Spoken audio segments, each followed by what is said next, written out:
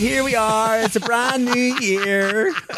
Do you know who you sounded like? Beverly Leslie. Beverly Leslie. Miss Karen Walker. I thought I smelled gin and regret. Beverly Leslie. You little munchkin man. Well, how was your Christmas, Miss Legs? Oh, do you know what, honey? It was quiet, peaceful, and demure. Oh, very mindful. Very mindful, darling.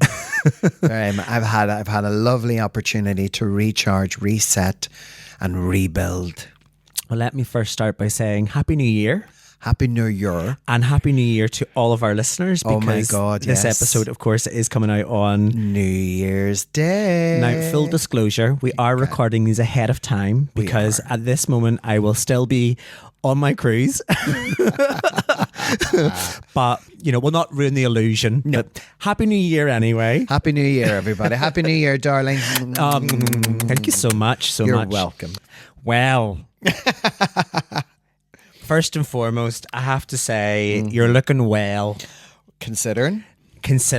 So if anybody happens to be listening to us but doesn't follow you on Facebook, first of all, why not follow Tina on Facebook? Exactly. Or on all socials, in fact. But Lexi, you finally put a post up. I did.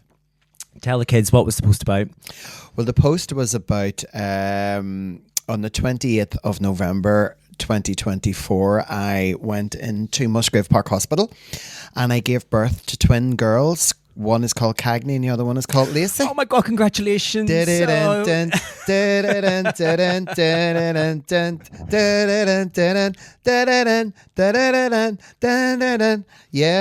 I had 2 bilateral total hip replacements. That's insane. So a bilateral hip replacement, that pretty much involves replacing both hip joints on the left and the right side of your body. Yeah. And it's like a prosthetic implant, right? And they do that in like one surgery. Yeah.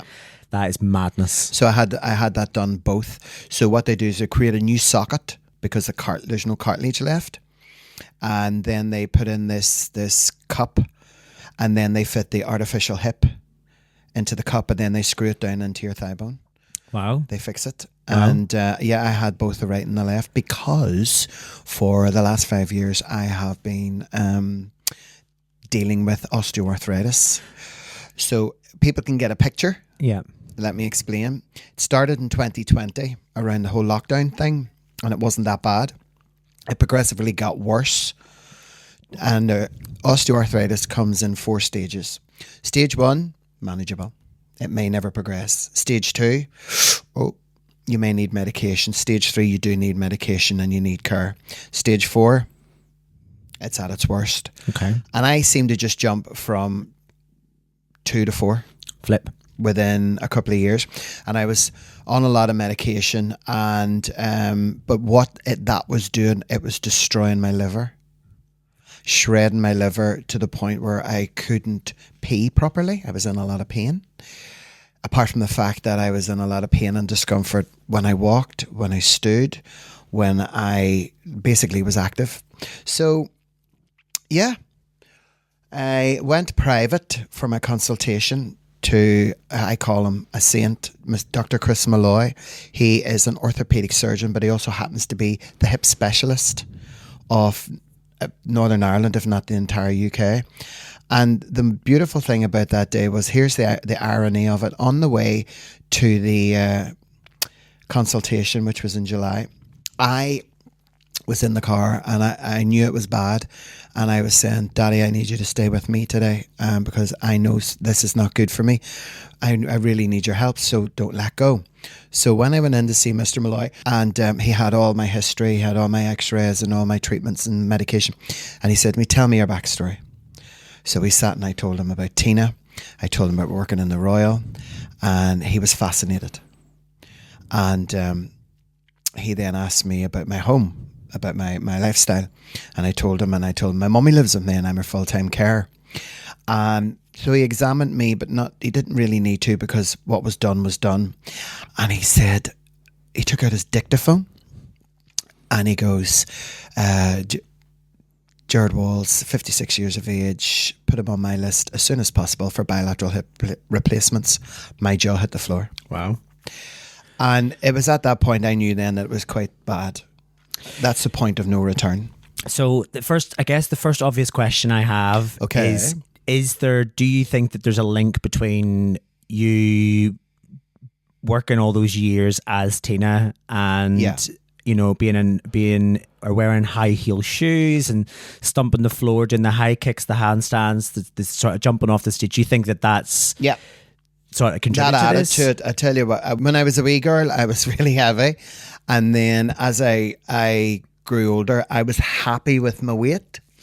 It never bothered me, but then I realised I wanted to lose weight, so I did, but then the heels became higher. And I didn't really pay much attention to the damage that I could have inflicted because it had already started anyway. So answer to your question, yes, of course it did. So thinking then, you sort of touched on it briefly there, but like, what was your life like before the surgery? Heartbreaking. It really was, because I worked in Union Street for 20 plus years and I had a break because of the lockdowns. I went back in 2021 and that first year was brilliant. Then we went into 2022 and it wasn't. And I remember after every show, I was in so much pain. Which is very funny, by the way, because I know this about you and you and I would talk about this, but to watch you on stage... You wouldn't have thought. Oblivious. Yeah. And I remember watching a number of shows that you were doing, and I know that you get really excited, particularly whenever we're doing kind of shows where we're doing dance-offs or something like that, or you're playing a game of some sort and you're getting really into it. I get so into it. And I literally watch you stomping the ground. Yeah. And as I'm standing there, I'm have this internal sort of monologue going, my God, this is you're going to feel this tomorrow. You're really going to feel that tomorrow. And then basically, and I knew the surgery was coming, so it gave me a sense of hope and a sense of relief. And what it also did was, I knew that there was an end to this period in my life that was coming. And I became very excited about it. And I thought, how do I comedy this? How do I embrace this? So I looked upon it as giving birth. And I thought, all my life, all I ever wanted was twin girls, and I've never told anybody. What about your mental well-being? How did that sort of... Well, it really did. It did have an impact on my mental health. However, I'm a very super positive person. Yeah. And I'm a real believer in the power of prayer. What I made myself do, and I can be quite stubborn, as you well know, but I'm very stubborn with myself. And I thought, I'm not going to allow this to define me. Mm-hmm. And I carried on with my life pretty much as normal, even though I was in a tremendous amount of pain and being really uncomfortable. What it did for me mentally was it drained me. Mm-hmm. It really drained me. It's because it's always at the forefront, and you're always thinking, for every show you're thinking, oh my God, tomorrow. Yeah. It's like a hangover, isn't it? You kind of know that you're going to be like, oh, I'm going to be in so much pain tomorrow. Yeah. I'm going to be so sore. I'm going to be in so much pain. And I'm going to have to try and find a different way to sleep tonight. And which hip can I lie on? Which hip should I not lie on? Which one is sorer? All of those different things. And you kind of I was getting to a point where I was like, I can't keep thinking like this. Yeah. But at the same time, every morning I woke up, I was like, right, okay, I've had 3 hours sleep. That's not bad. You know? Yeah. So you mentioned there that the doctor had recommended for you a bilateral hip replacement. So that involves getting both of them now. Yeah. From what I've understood from talking to you and just doing a bit of research, because I wanted to know how I could best support you. Like, I know that it can be a daunting experience for some people, because it does involve a more intensive surgery process. Yeah. Some people choose to get one done, wait for recovery, and then go back and get the second one. Yeah. But no, you decided to get both of yours done. Slam dunk, Mr. Malloy. You got them done at the exact same time. So I did. What was your thought process? What was the influence behind getting it done? Because as I've said already, like you're going to have the shortest recovery time, but it's going to be the most excruciating in terms of recovery and pain. I've always been a person, if face the fear and do it anyway. And for me, I thought, you know what, go for it. And when he said I could get both done at the same time, I didn't question it. I actually thanked him. And I left his office that day thinking, oh my word, I can't believe this. And in the back of my mind, I actually felt, so, for the first time in God knows how long, a sense of relief, a sense of hope. And what it did for my mental well-being, I could feel it starting to shift. Mm-hmm. And I embraced it so well that I was getting both done. Yeah. There was no question. And if he had said to me, you need your knees done, I would, would you want to do them at the same time? Go ahead, love. I'll throw us in a new set of knockers while you're there. Go ahead, love. Give us a pair of bad boys. D cups. Yes. I just embraced the whole thing. I just literally embraced it and thought, right, I need this done. I want to get back to my life as soon as possible. But what I did do incorrectly was I underestimated what it'd be like afterwards. Yeah, and I think we'll definitely get to that, because I want to talk about this because you know, we had many a conversation about this, and like, I wasn't the one that was undergoing surgery, but I, as I've said already, I researched this and I watched a whole bunch of YouTube videos because I wanted to know how to support you best. Right. And your mind frame was not matching up to that of other people's. And I get, and it's because of your personality. You've already said it. You said it just a few moments ago that you're extremely positive. You're always looking at, you know, the sort of the end result. But we will get to that. But right, okay. Tell me then. So how did you then prepare for your surgery? Did you do any kind of preparation? Because I know that you were really active. Yeah. You go to the gym, you know, did you work with your PT about ensuring that, you know, you were strengthening your muscle in that particular area and so on? Do you know something? I changed PT 7 weeks before my surgery, and I told Fra, my new PT. Now, to be clear, that was just out of circumstance, wasn't it? Because we had Ashley on the episode, but Ashley's done a change of career. He's took a different path for a career. And then I spoke with Fra and I told Fra. And during those 7 weeks, I went to very high intensity training where I was going to the gym nearly 5-6 times a week. And even before my hour session with Fra, I was running 5K. I still find this absolutely mind-boggling, because knowing the pain that you must have been in. I was. And still doing you know, a 10K run and then doing high intensity training, and you're a glutton. And the beauty about that was I would have been in pain anyway. Mm-hmm. And I thought to myself, okay, so I don't know how much less pain I'm going to be in. I just know how much pain I will be in. So I would not sit on my laurels and rest, and I'm not going to let that define me.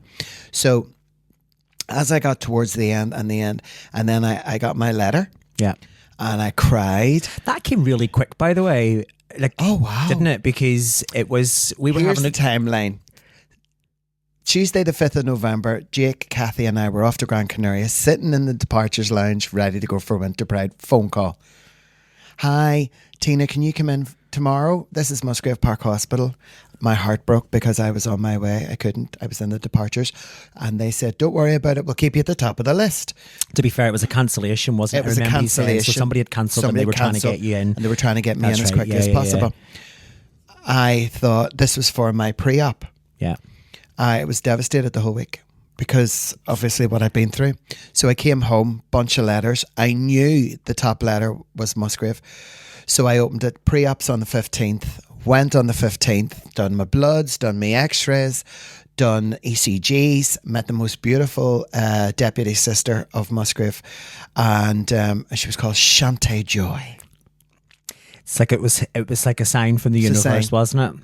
And she was lovely with me, and she was asking all the personal detail questions, lifestyle, home living and all that kind of stuff. That was the 15th of November. My birthday was on the 20th, and on the 21st I got the letter. On the 28th I got my surgery.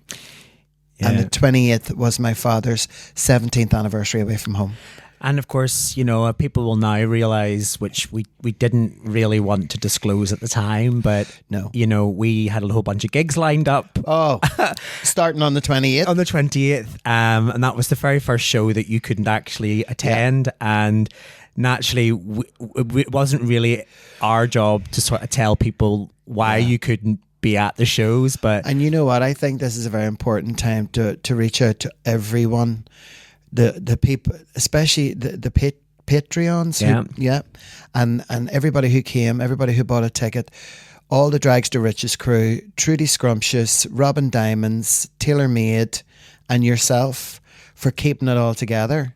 You know, because I was secretly, you know what I'm like. I'm like a lioness. I do. If there's a show starting at 3, I'll be there at 1:30. Yeah. I like to set out my stall. I like to feel the passion coming.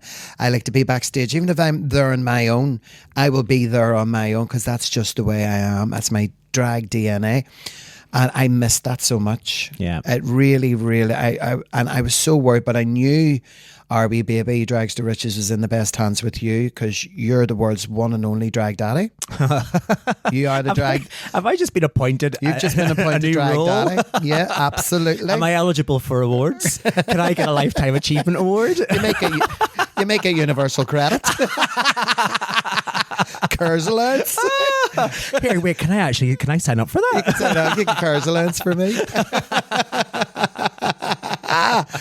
But yeah, and I was, you know, because I'm so passionate about my wee world and my wee life and my wee career, and I embellish it and I just love it so much. But it's nice to let it go and hand it over to someone else. And it's only then that I got to really look at how hard you worked so hard and all the girlies and stuff, you know. So on the 20th of November was like, I didn't realise it was life-changing. Yeah. I didn't. I just thought I'd be all right. Sure, I'd be up in the Devonish the week after. And this is why I said I wanted to get. Oh to yeah, this. right. This okay. this is why I said I wanted to get to this because this was exactly your attitude. Yeah, it was. So you'd spent weeks telling me, "Oh no, I'll be fine. You know, I'll be in bish bash bosh. I'll be out. I will be sitting on a stage on a chair. You know, you can wheel me out and we'll have a bit of laugh about it. You know, wheel me out in a wheelchair and I'll still perform and I'll still do my bit." And I was like, Tina, honestly, you need proper you're having bilateral hip replacement. You're having them both done. Yeah. You need time to recover. This is not an overnight thing. And you were like, oh, no. I'm up in the Devonish the week after. I'll be sorted. I'll be grand. I'll be great. And I was like, Tina. Kathy was the same. Jake was the same. And Sammy was the same. And they were looking at me as if I had 3 heads. And I couldn't understand why they were looking at me because I was like, listen, I get my surgery on a Thursday. And that next show is on the Friday. And I'll be all right. And we're like, okay. Because obviously in my mind I was, because I'm such a like, right, let's go, let's get this done. But when I was in when it was over, boom. Yeah I remember because you were straight away, you were like, cancelled everything. Yeah. But we'll get to that. Before we get to your actual surgery, I do want to just ask you one more question. Go ahead. So it's the day off your surgery, and I know that Kathy drove you over. She did. So I want to know what was going through your head, Tina. You know, did you have fears, concern, excitement? I think one of the things that certainly, as you know, and we will do an episode on this, I have surgery coming up. I'm going for a hair transplant. I'm going to Turkey. She's getting her roots done. And get my roots done. Yeah. I am a little bit, I'm not fearful, but I am a little bit nervous. Yeah, just because it's surgery, right? And absolutely. It's, you know, and anything that exposes your blood to the world, I sort of, you know, I have got reservations about that. So how did you feel about your surgery? I'm going to tell you. Do you see, before I go to sleep every night, I say a prayer, and I always say to God, thank you for today. I had the best day. Please, will you keep me happy and healthy for tomorrow? Yeah. I fell fast asleep on Wednesday the 27th. I woke up at 5 o'clock like a new pin on the morning of my surgery. And I came downstairs and my wee mummy, God love her, was sitting here. And I just knew by the look on her face, she was really worried about me. Kathy came to pick me up. I had no nerves whatsoever. I was so excited. And Kathy came in and gave Mummy a kiss and a hug. And I could tell she was sad because she was worried. And I said, Mummy, it's going to be all right. And she said, don't worry, your daddy's with you. And I was like, right, okay, my love. We drove over and we just talked about stuff. Yeah. And Kathy had talked about the kids and the grandkids, and I talked about Mummy and about Thumper, and we landed a wee bit too early as per usual. So what? Let me guess. You were told to be there for. I'm gonna say you were told to be there for 1 PM, and you turned up at 6 AM. Well, I was supposed to be there for 7 AM in the morning, and we turned up. Well, Kathy purposely got here at 6:30. I wanted her here earlier. Anyway, we got there at about 6:45 because there was no traffic. and there was hardly anybody in reception. And I said, we'll sit here in the car and talk. And we just sat there talking. And in the middle of the conversation, she just looked at me and she went, do you know where we are? And I said, yeah, we're at Musgrave Park Hospital. And she said, do you realise what's about to happen later on? And I was like, yeah, I'm getting new hips. Yeah. And I was like, I know I'm getting new hips. I can't wait. And I'm going to call them Cagney and Lacey. And she was like, what? Are you? And I'm going to call them Cagney and Lacey. Here she was like, what were their actual names? And I went, Christina, Mary Beth. And she went, oh my God, I don't believe you. So my concept of surgery was to embrace it. And it was a beautiful thing that was about to happen. And to just skip on in, which we did. Oh my God, the receptionist. Oh my God, the receptionist. I'll never forget that lady until the day I die. She was magnificent. She obviously, I think, came from the army. Right, okay. And she was so good. One lady on her own, about 40 patients with relatives. And she came in and she opened her office and she was like, not yet.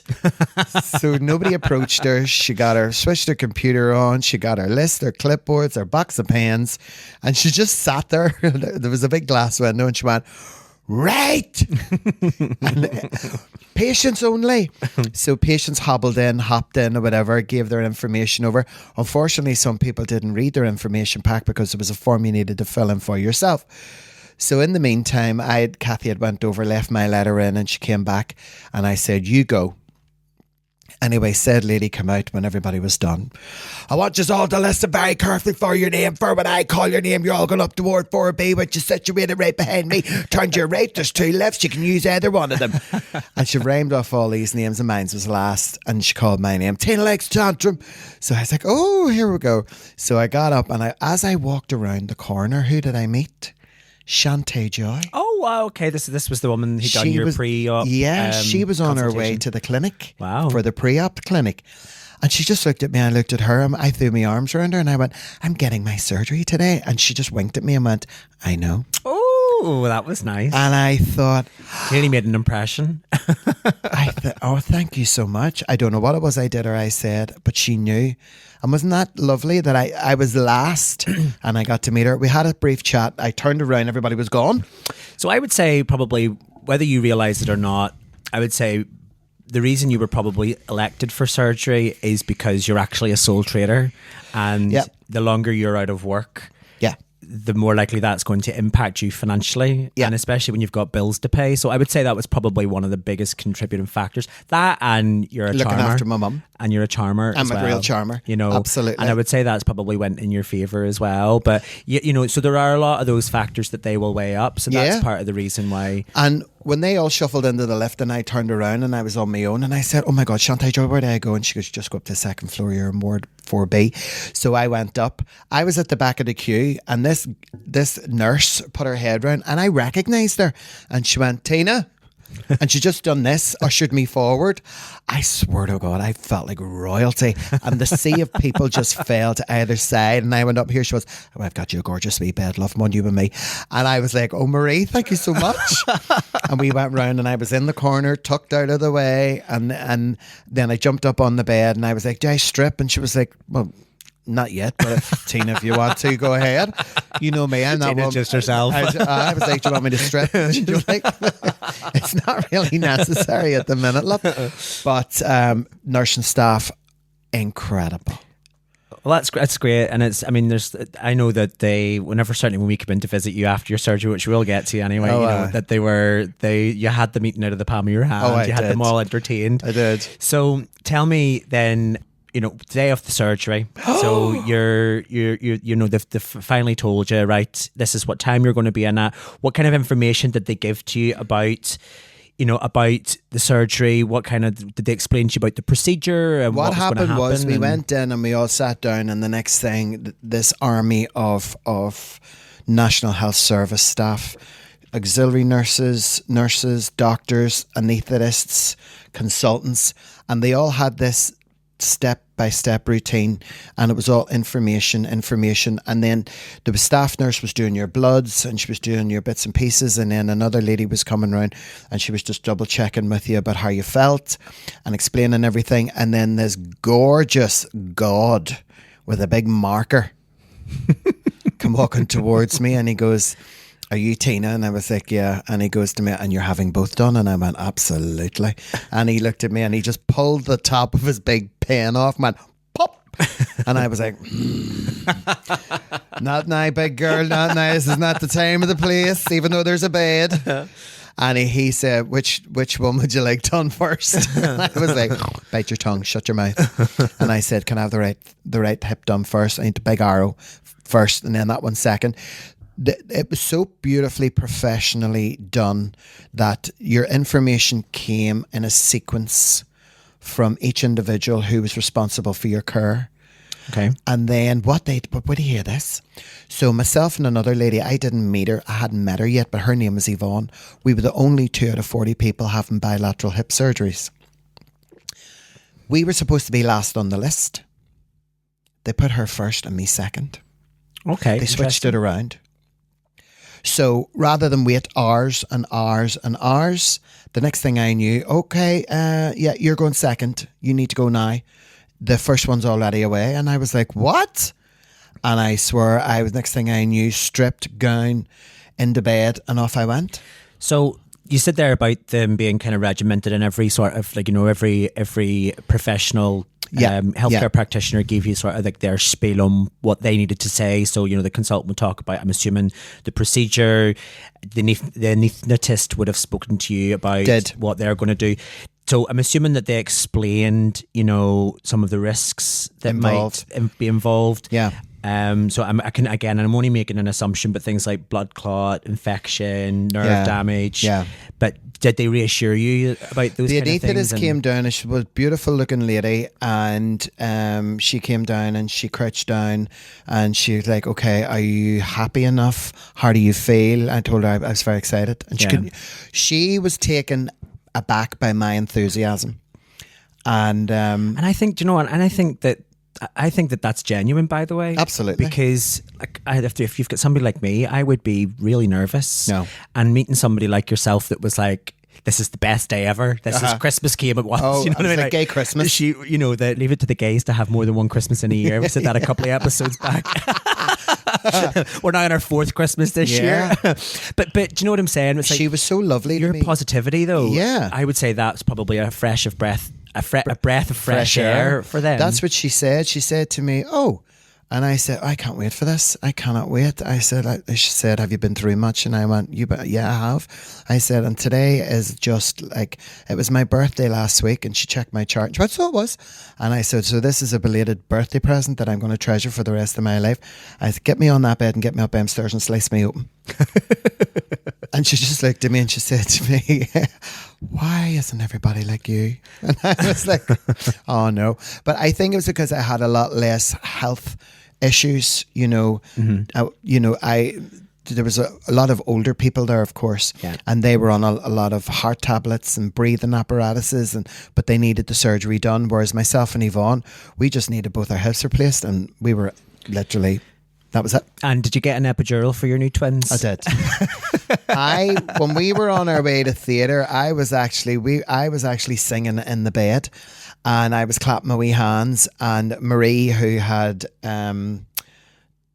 what is it when you go onto the ward and she takes down all your vitals, your admin, your admission to the ward kind of thing. So she was at the bottom of the bed and the porter was at the top of the bed, and we were having the best banter. And the porter goes, "Does she know where she's going?" And she was like, "That's Tina Legs."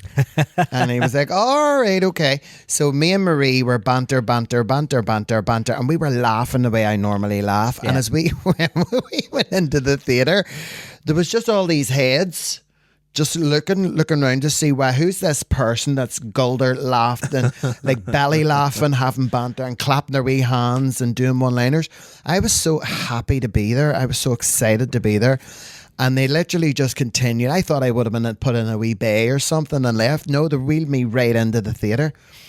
And did it get real at that point? Did you have any sort of... No. Okay. Not the only time it got real is when they said to me, "We need you to sit up and we're going to put this in your spine." That was I'm calling it an epidural, but I mean, it might as well have been. It's a spinal anaesthetic. That's spinal anaesthetic. Yeah. And they said, don't want you to worry, don't want you to panic, you're going to feel. And I was do what you want. Yeah.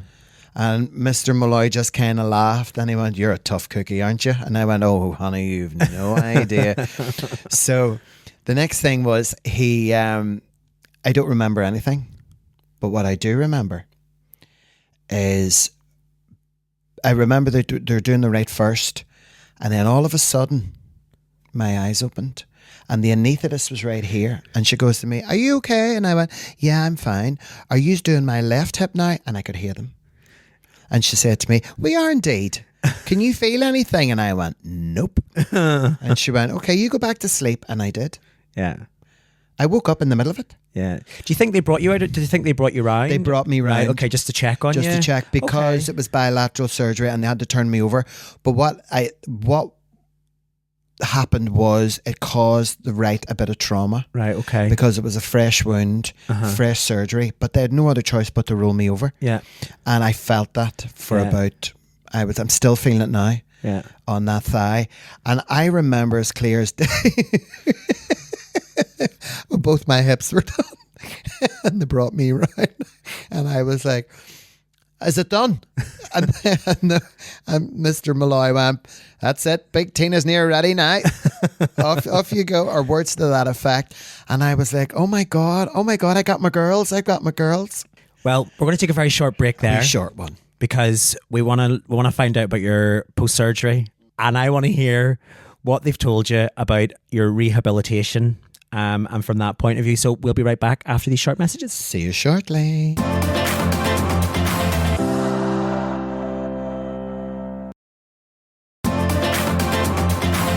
Well, welcome back. I'm just going to refer to you now as Doot. So before the break, you were telling us about the lead up to your surgery. You had literally had the surgery. So you've had your surgery. Done. They brought you round. Brought me round and then transferred me over back onto my bed. And normally, I think most people would fall back into that deep sleep. Mm-hmm. Oh, I sat up.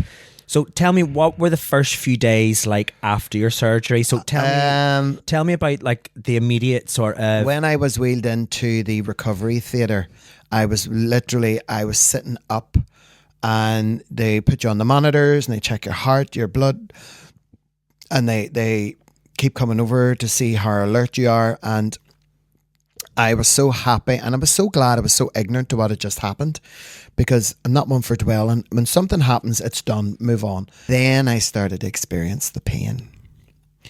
And about an hour or two later, I was so hungry. I was famished. So I went up to 6B, was it 6? Yeah, 6B. And the other three were already in situ. Yvonne was facing me, the lady I spoke about earlier. And they came in, they put me on the heart monitors and oxygen and everything else, said to me, do you want a catheter? I was like, no, I don't. And what happened was then the pain kicked in. Mm. And it was then that I realised, oh my days. And they came around. On a scale of 1 to 10, Tina, how much pain are you? And I was like, 24. And it was pretty painful. But you know what I kept doing? I kept bringing my toes towards my face and pointing them towards the other side of the ward. And then I was drawing circles out the way, in the way, out the way, in the way. And I kept doing that. And I just wanted to keep the blood circulating and the blood circulating. And then as the hours went by, the pain increased. Mm-hmm. And then I felt the burn. And then they went and got me ice packs. Mm-hmm. To calm it all down and constantly coming in, checking, how are you feeling? Do you want more? You know, they don't come at a certain time and give you pain relief. You ask for it, you get it. Yeah. You know, and I was on morphine and I was on very strong paracetamol and I was on a liquid And what else? There was something else I can't really remember. But one of the best things, there was 4 of us in the bay. There was myself and there was Yvonne facing me. Kevin was next to her, and there was an older gentleman. He was 86, but he was a lovely man. And I think his name was Stuart, and he had a hip replacement. Kevin had a knee replacement, and Yvonne and myself both had bilateral hip replacements. We talked that whole first night, the whole way through. We had great banter with one another, and I think I instigated it to take my mind off rather than lying there and not being able to move. Even while you're lying in a hospital, you're in a hospital bed, you're still entertaining the war. Yeah. I'm ready here, God forgive me, because Stuart next to me, he had visitors, Yvonne had visitors, and Kevin had visitors. I didn't want anybody to come up and see me, so I was happy enough. And one of Stuart's sons started talking to me. God, he was lovely. Take a day off, Legs. No, Take a day off. Absolutely not, love. I'm always on patrol. No. So what about? So I've read that they typically like within hours, if you having surgery, they have you up. Yeah. And walking on your new hips. Yeah. Did they do that with you? So that was my surgery was on the Thursday, and that was on the Thursday night. We talked, kind of slept on and off for an hour. Friday afternoon, they came down about midday, the physiotherapists. So the next thing was they come over to me first, and are you ready? And I was like, yes, I am. And they said, do you want a walking frame or crutches? And I was, I'll have crutches. And it was the first time I stood up. And I went from one side of the bed the whole way right round and sat in the chair. And that's the first I'd moved in nearly 72 hours. And they sat me down, and I got a round of applause from everybody in the ward. That was the first time being mobile, and that was the first time I realised, oh my God, here we go. I've got a mountain to climb here. What I did, I didn't know I wasn't supposed to. I tried to stand up. Right. And the physios come running over to put me back down. I said, I'm so sorry. And they said, you are not allowed to stand. So with that said, they helped me back into the bed. And then I was whisked off to another ward where you and Gary came to visit me. Mm-hmm. And I had a lovely little side ward on my own. Did you had your own room? I had my own room. You had a garden my view. Own teas made. So I did. And and then... that realisation of coming after the big anaesthetics and coming from theatre and coming from the recovery theatre, and I was lying there and I had a few moments on my own to contemplate, and I was like, right, okay, so your hips are in, but this isn't about you getting back to, this is about you. The one thing I thought was I need to be careful. You do, yeah. I need to be really, really careful because I don't want to go through this again, and I'm not going to make any silly mistakes, you know? Yeah. So that was the big challenge for me, was to how do I navigate my recovery? Because at the end of the day, I can have all the physio I want. I can take all the medication in the world, but it's me that has to get up. Yeah. It's me that I have to learn to walk again, you know? And it has been tricky, just because I'm being extra careful, and I'd rather be extra careful and make sure that I'm doing it properly. Yeah. Because I had an accident. Oh my God. So on the Saturday morning, I decided to get up to go to do a wee-wee. And as I looked out my private personal side ward, there was a lady with a garden view. With a garden view. And the lady was standing outside the toilet, which is closest to my side ward. So I thought, I'll go down to the next one, which I made my way down. And that's quite a walk, by the way. Yeah. Quite a walk.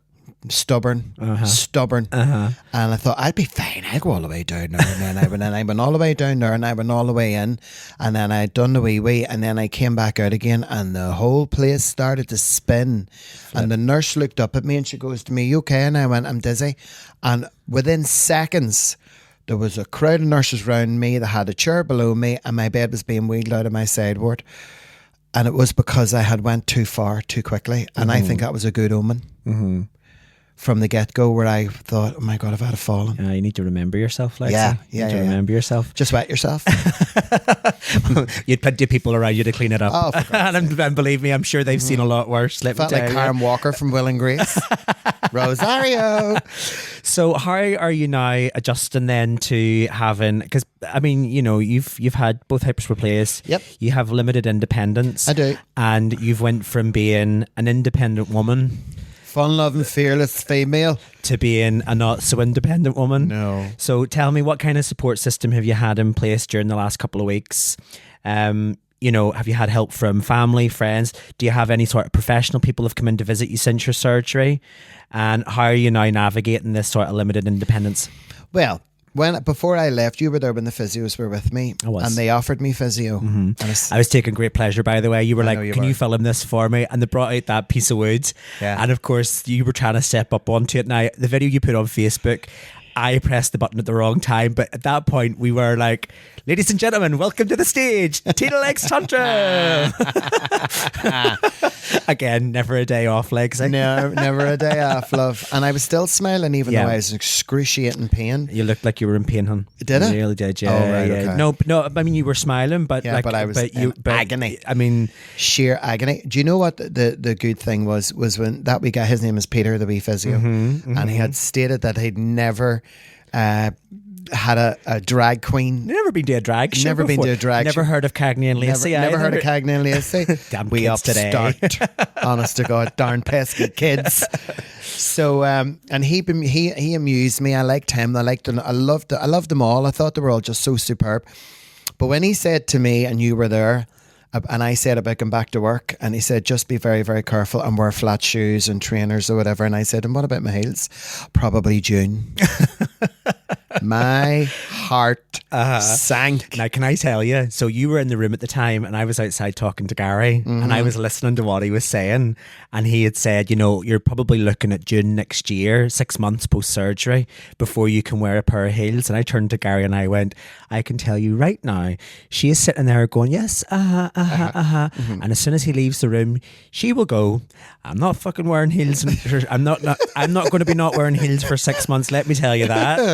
And I said, she's already thinking February. I can tell she's going for 3 months rather than 6. Absolutely. But from what I've experienced since I got home, they did offer me physio, and I said, look, I can look it up online. And he said, that's fine. I don't see the point in going somewhere to do exercises that you're only supposed to do at home anyway. Yeah. So I have been doing my exercises since I got home.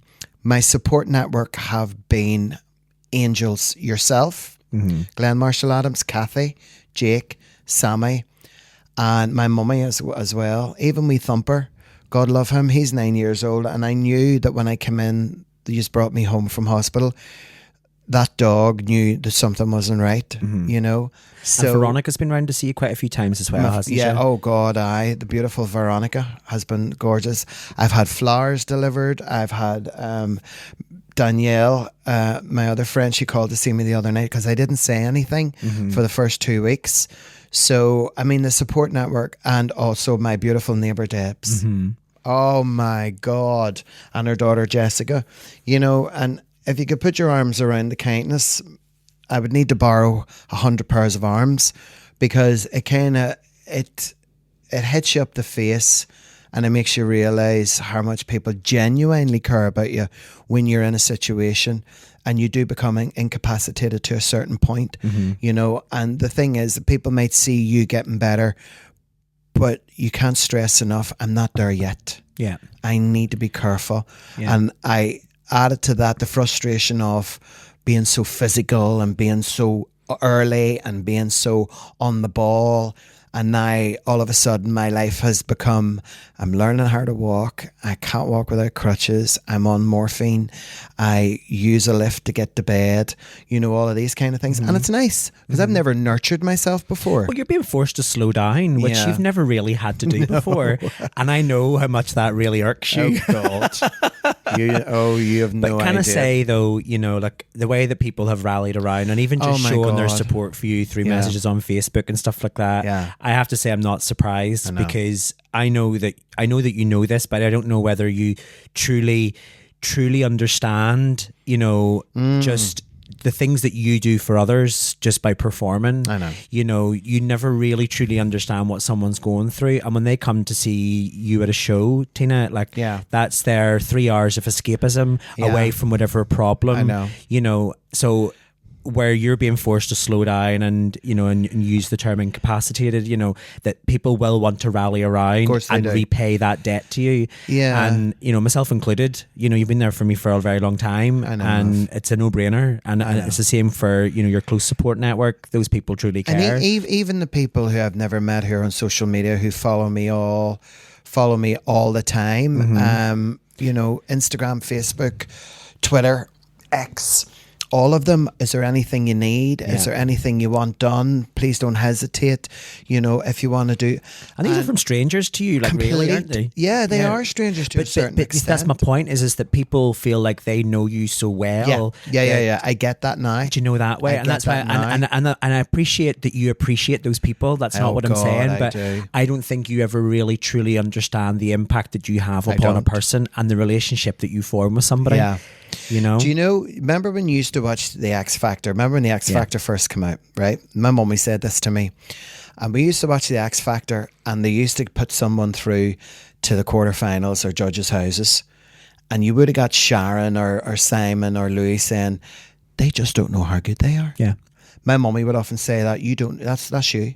Yeah. And I would say, what? And she'd say to me, you have no idea what you're like.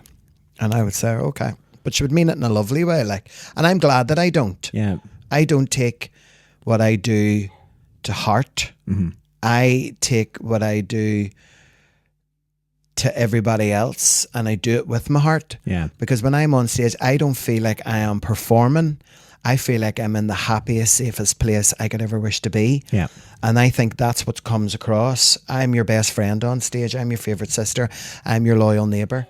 I'm that person that, you just sit and you look at and you laugh and you wet your knickers laughing because I'm being totally ridiculous, over the top, really sarcastic, and it's all done in good humour. Yeah. Can I just say, by the way, if anybody hears a small bark in the background, that's Thumper. That's Tina's dog, who is desperate. We've locked him in the kitchen. God bless him. He's not used to being part of the of the. He's not used to the kitchen. No, he's not used to the kitchen. He's definitely not.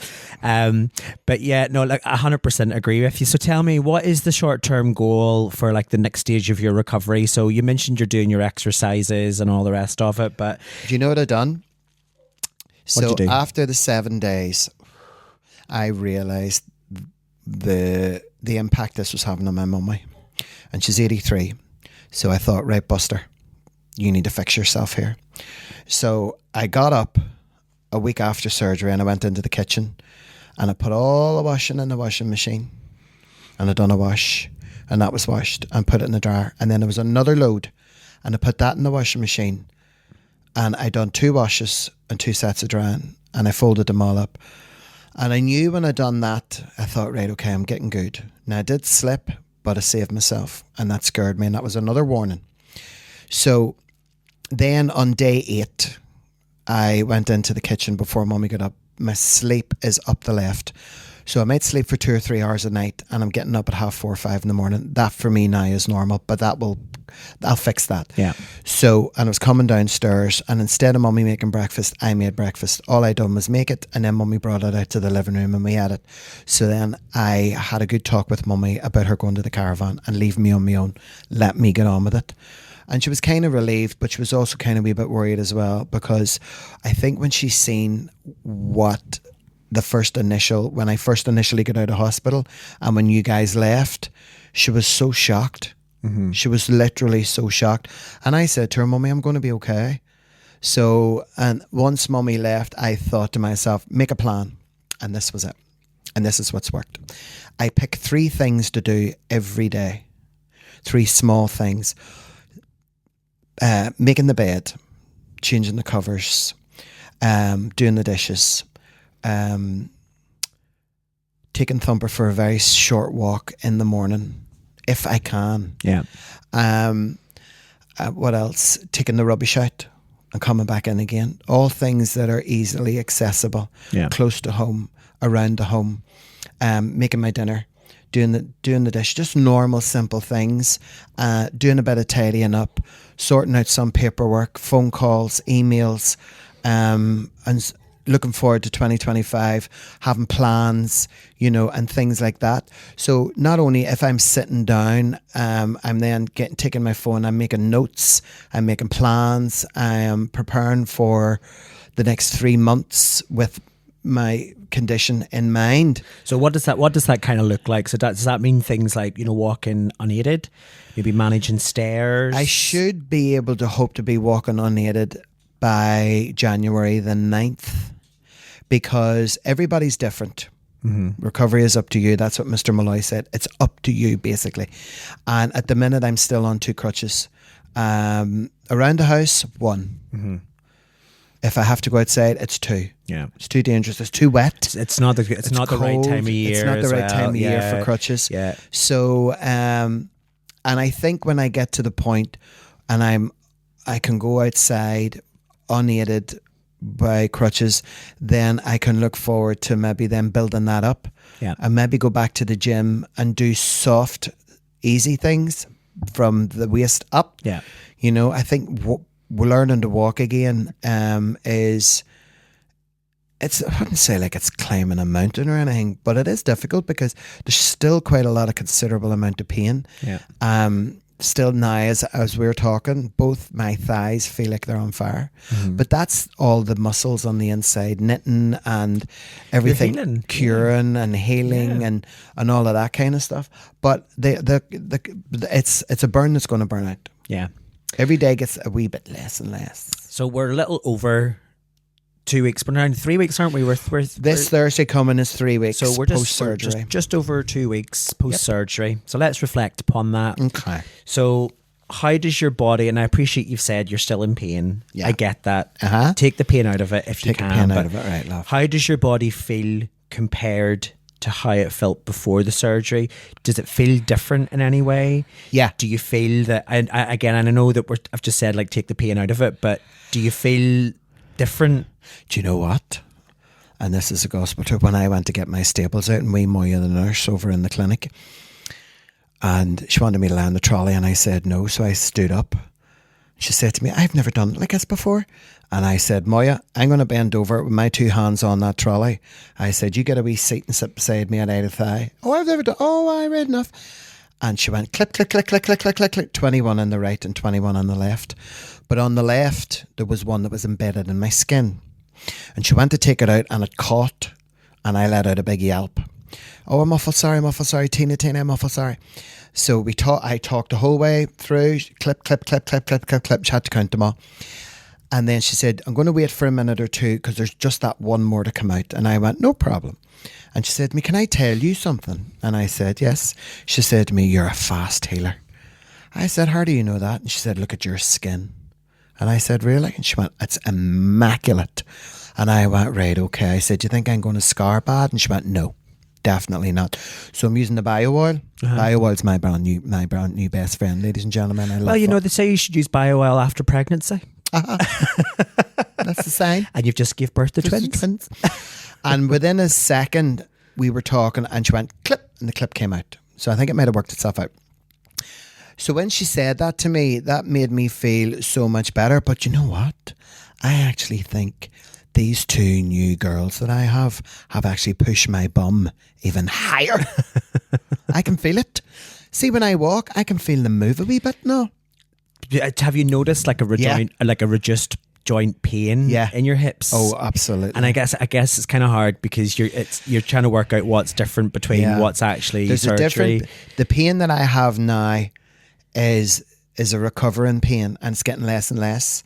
The pain I had before was, if you can imagine, bone on bone grinding, bone on bone grinding, bone on, just constantly.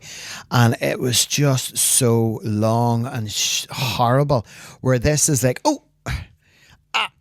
and then it gets less and less and less. Because if you imagine, I had to slice me right open twice, and drill, and then cut out, and carve, and then mold in, and then put the new hip joint in, and then drill. I meant to actually ask you, by the way, that when they were doing that, could you feel them tugging at you? Yeah.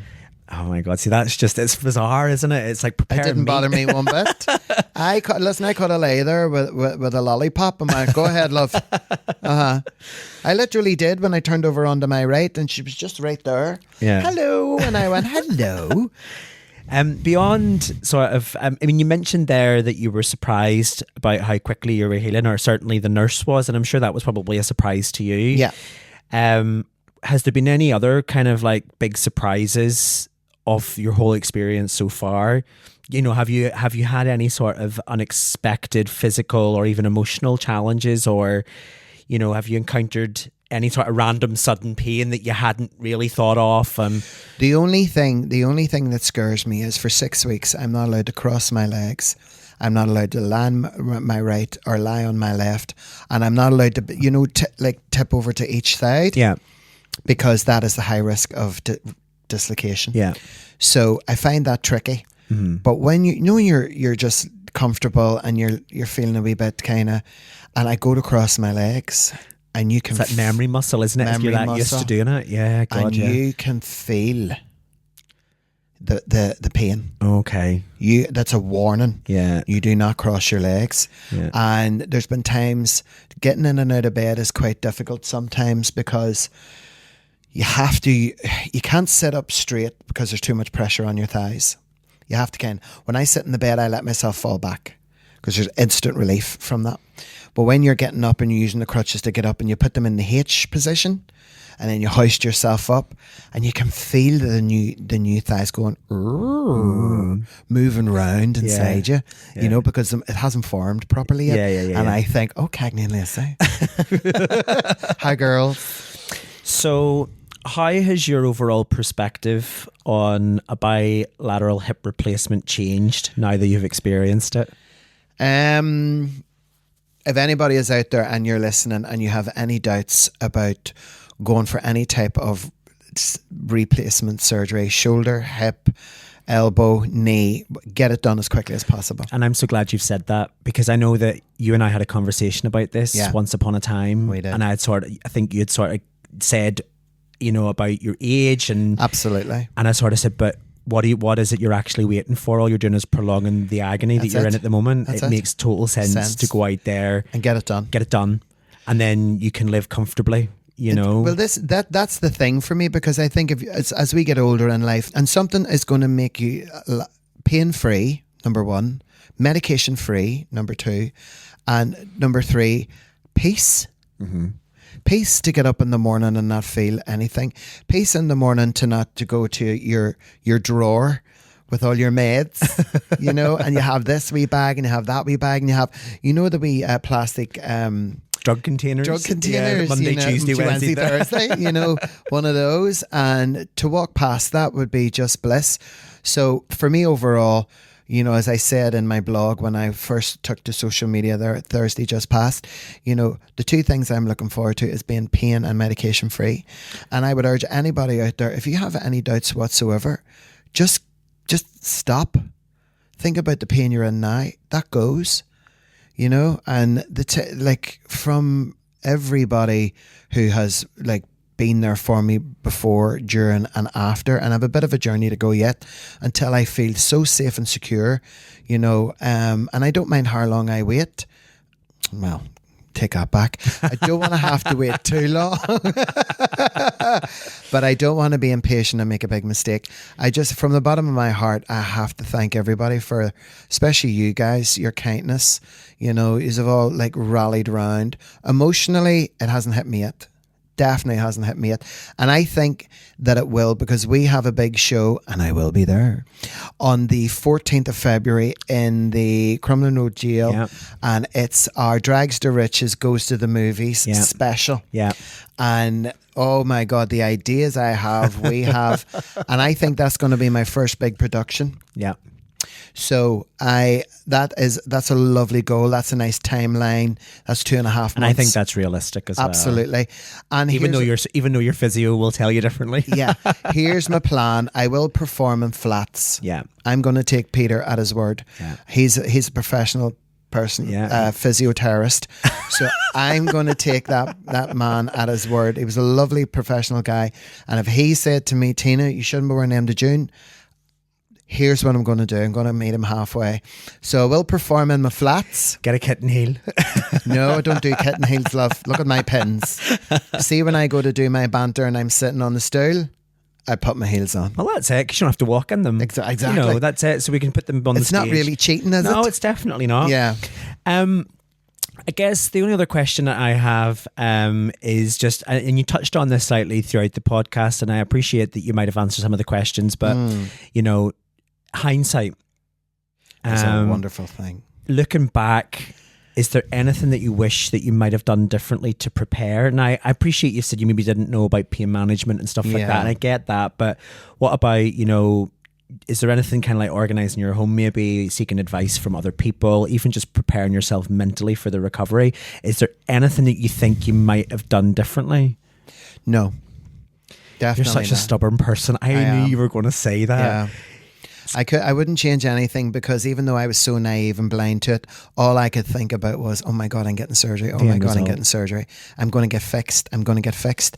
And I think it's because I have such a young head and such a hopeful heart that I don't have time for doubt and if anybody was to sit in front of me and try to make me doubt that, I would be the first person to say, are you nuts? I just think, you know, everybody's different, and how they perceive medical procedures can be terrifying and intimidating. I get that.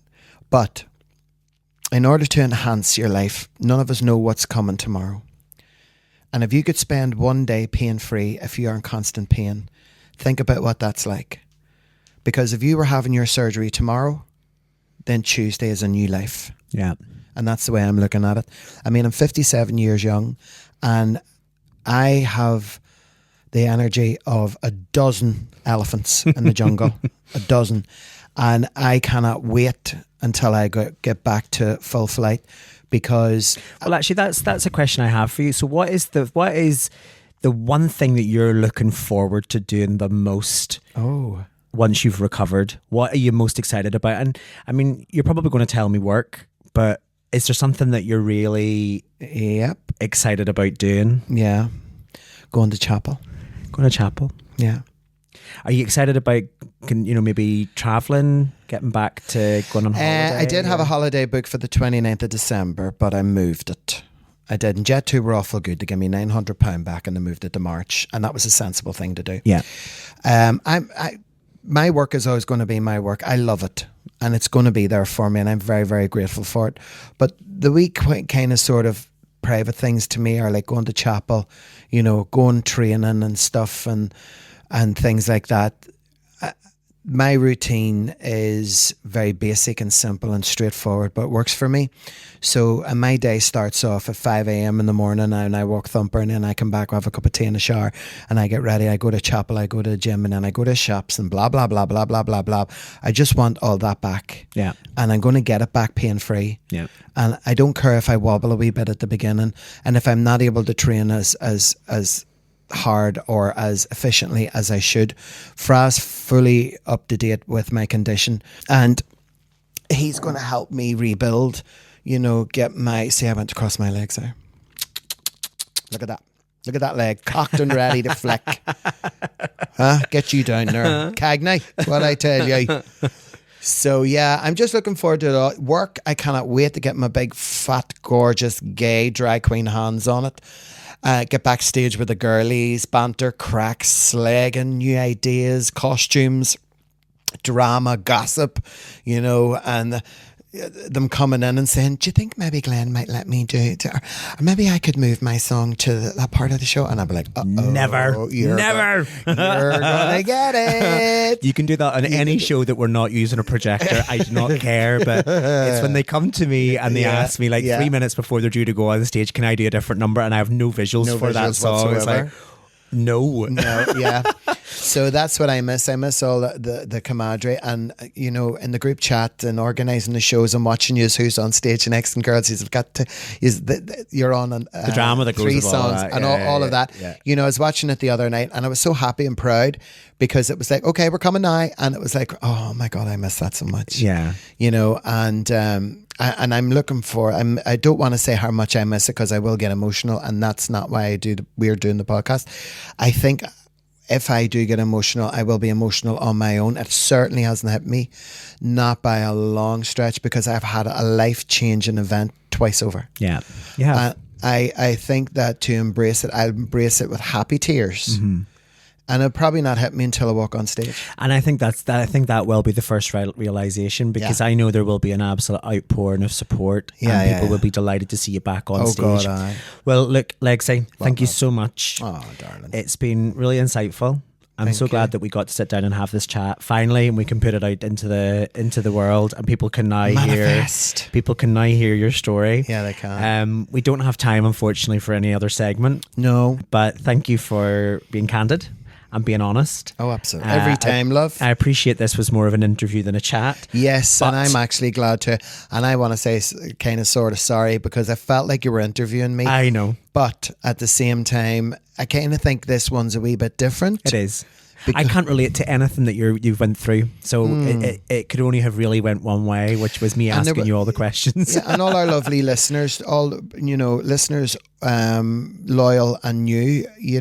If there's someone out there that or you're familiar with, and they're struggling with pain, take a tip from Tina.